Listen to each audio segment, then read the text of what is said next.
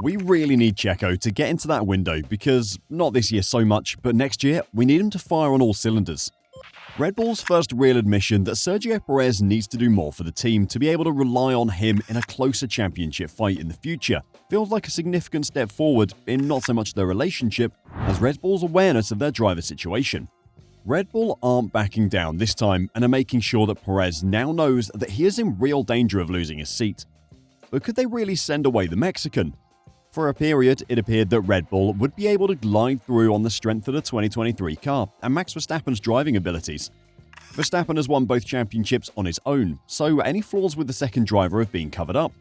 What we've been saying all along is that Red Bull should be concerned about Perez's hit-or-miss form for when there is a tighter battle, whether it's at the end of the current season or in the future, if Red Bull has a closer title competitor. When Perez is at his worst, which he has been for the last couple of race weekends, and on Saturdays in particular multiple times earlier this season, he cannot be depended on to support a title attempt. He's simply not fast enough or competitive enough.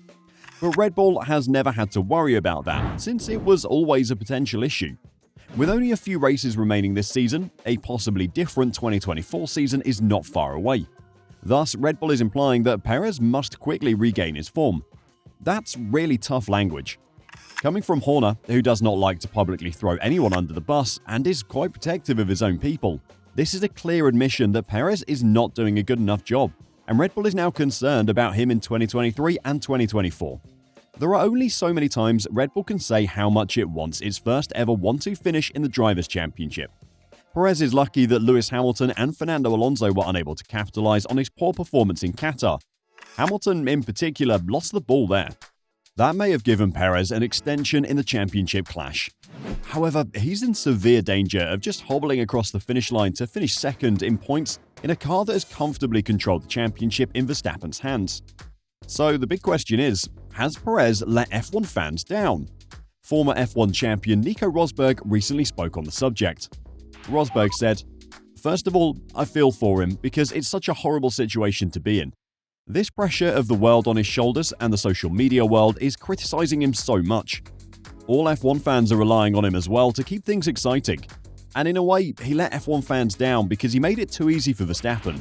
The former Mercedes driver believes he understands the demand from the entire F1 community. Rosberg said, "I was in that situation with Hamilton. I was really carrying the expectation of everybody on my shoulders to keep it exciting and to not let the racing become boring with Lewis Hamilton being too dominant." Rosberg plainly feels Perez is failing in his duties. According to the German, Perez's position at Red Bull might be at stake next year. Perez is solely responsible for McLaren scoring 104 points alongside Oscar Piastri and Lando Norris in the previous 3 races, outscoring Red Bull 75. As a result, Red Bull is faced with a major challenge. That is Rosberg's point of view. Rosberg said, "A really big headache because they need 2 top drivers in the car to score some solid points, and Sergio is massively underperforming at the moment for reasons that I struggle to understand because I know that he's a great driver. It's very difficult to understand why he would be so far off." So, what does this mean for Red Bull and Perez? On the surface, things appear to be the same as they have been over the past few months, because the fact that there has been no alternative has been the best thing in Perez's favor all along. Red Bull has lost drivers for less, even drivers who have offered more than Perez has in recent months. There appears to be no one for whom he might be dropped. Red Bull has announced their driver lineup for next season, and one driver in particular is expected to sit out, Liam Lawson. However, as much as we can all appreciate Red Bull's desire to place Lawson in an AlphaTauri seat for 2024, it's probably too much of a risk to thrust him into the senior squad after only a couple of F1 races for the junior team. That would be a huge gamble, even by Red Bull standards. It would be even more spectacular than what happened early in Verstappen's career. And with all due respect to Lawson and the excellent work he performed in his stand-in races, which demonstrated that he deserves a full-time F1 position, he's no Max Verstappen. But why not put Daniel Ricciardo in instead of Perez? This would have been a ridiculous thing to say a few months ago. Ricciardo would have had to perform a lot more to even be considered for a Red Bull Racing seat again. However, one thing that must be considered is that desperation. And we can all believe there is now genuine desperation for a solution that might tip the scales.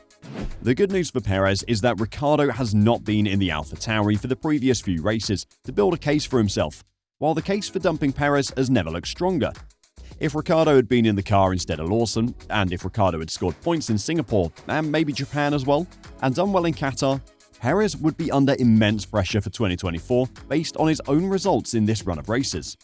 But that hasn't been the case since Ricardo has been out with an injury.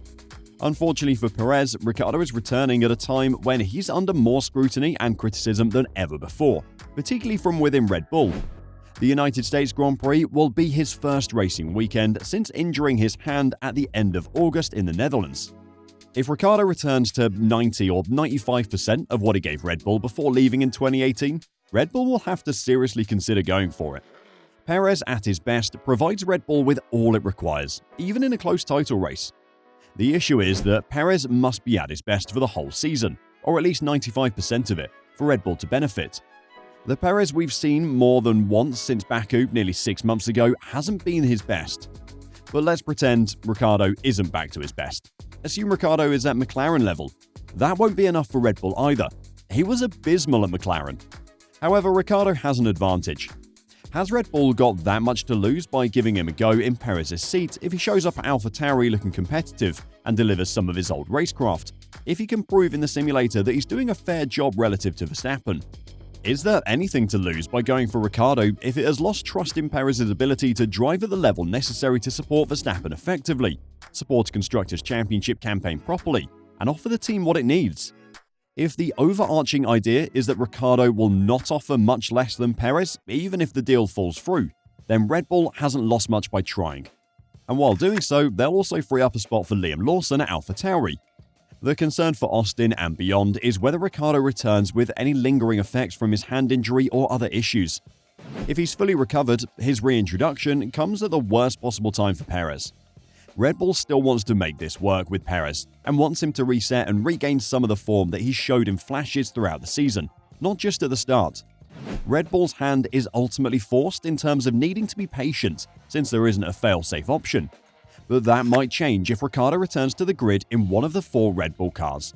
Thus, where Max Verstappen enjoyed a wonderful weekend, Sergio Perez's Qatar Grand Prix was short-lived. As a result, the Red Bull racing driver might lose his seat, but has to quickly reset for a Formula 1 weekend in the United States. Mostly to try and secure his place within the team to make sure he's still on the grid next year. As he prepares to go for the Americas, he's eager to please his adoring admirers, who will be in great numbers. I'm looking forward to the next few weeks of racing. Austin and Mexico are 2 of my favourite weeks of the year. I have such incredible support in both places, and that means a lot to me. Even when you can't hear it in the car, you can feel it, Perez said ahead of the F1 race at the Circuit of the Americas. I know I have to get back to my best at COTA. It's a fun circuit to drive, and I'm confident we can perform there. I was in Milton Keynes last week working very hard with the team to ensure we are as best prepared as possible for the coming weeks, he continued. Perez and his staff had a lot to talk about at the Red Bull facility. We had some good conversations, and I spent time with my engineers to ensure we know where we've been going right, where things have gone wrong, and how we can improve, Perez said in a statement. But will it be enough for Perez to finally return to the podium? And most importantly, will it be enough for him to keep his race seat? Would you let Perez keep his seat if he were to score a podium in all of the last 5 races? Or has he had enough time? And if so, who does Red Bull get to replace him? Would Ricardo really be the upgrade Red Bull is looking for? Let us know your thoughts in the comments down below.